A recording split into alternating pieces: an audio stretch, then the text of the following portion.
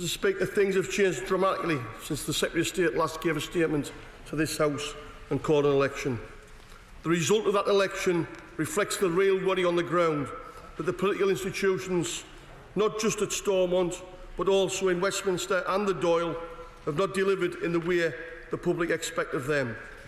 We need a significant change in direction that includes both governments as well as the parties on the ground.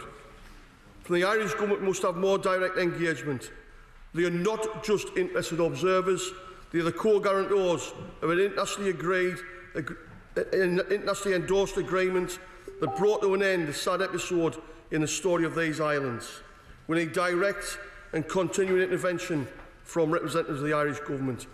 From this House, we must ensure that the hands-off, let them get on with it, it's all done and dusted attitude that prevailed under the Cameron-led government is ended.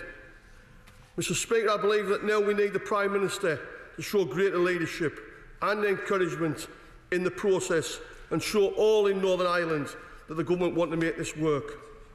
The people of Northern Ireland have spoken and they've said very, very clearly there are no longer any minorities in the place that they call home. They want to be treated fairly and equitably. They demand that we, the political classes, get our act together now and move forward on things pledged to them many years ago. Failure to do so is fraught with danger. As the Secretary of State said, the budget hasn't been signed off, and that could soon start impacting on the day-to-day lives for businesses and the general public. It's not fair to expect the Northern Ireland office to run Northern Ireland again. Brexit negotiations in Northern Ireland are the most sensitive in all parts of the United Kingdom. Michel Barnier, the European Commission's lead negotiator, has identified the implications for the peace process of one of the three main priorities for him entering these negotiations. And we don't even have properly elected spokespeople attending the talks under the GMC. And in the background of all this is the worry that any vacuum could be filled by those for whom the bullet is preferred to the ballot box. We all have a stake in this process. We can't turn our backs on the situation as many advocated through the dark days of the 1970s and 1980s. Our collective future is at stake and nothing should get in the way. The parties on the ground need to take a long, hard look at themselves and stop saying, this is what we want, no matter how legitimate they believe those demands to be, and start saying, what can we give to move forward?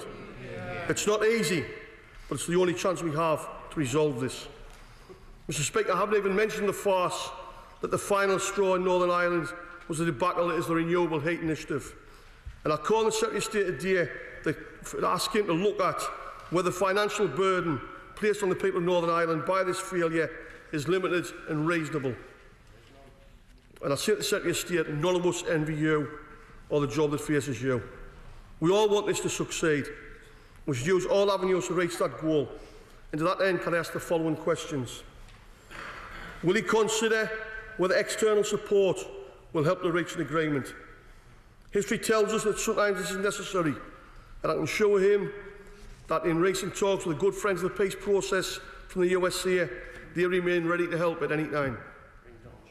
Will he ensure that the Irish Government has hands-on involvement in the talks?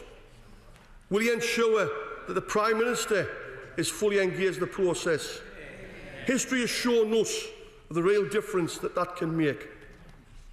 And will he ensure that, unlike so far, there are multilateral all-party talks set up as soon as possible in the coming days? Mr. Speaker, I said earlier, no one wants us to fail. That's especially true of my party. We have a great deal invested in this process and we don't want to see it collapse. Hopefully we can use all of our efforts to reach a deal as soon as possible. This process has been built on partnership, genuine compromise and consensus. But we have to build up the faith and confidence, not just in the institutions, but much more importantly, across the whole population of Northern Ireland. And this can't be done unless politicians on all sides are prepared to move from their entrenched positions. Mr. Speaker, this is not just an abstract debate for me. For the 12 years from 1993, I had the great privilege to represent 30,000 public sector workers in Northern Ireland. Many of them had spent years cleaning up the fallout of the actions of failed politicians and terrorists. The ambulance personnel ignore the risk of their lives to save the lives of others. The nurses dealing with the mutilated, the traumatised and the dying. The porters dealing with the sharp end with a follow-through from yet another sectarian shooting. The social workers dealing with the bereaved, those suffering from addiction and those who were simply lost. The housing officers trying desperately to find homes for those burned or bombed out simply because of their religion.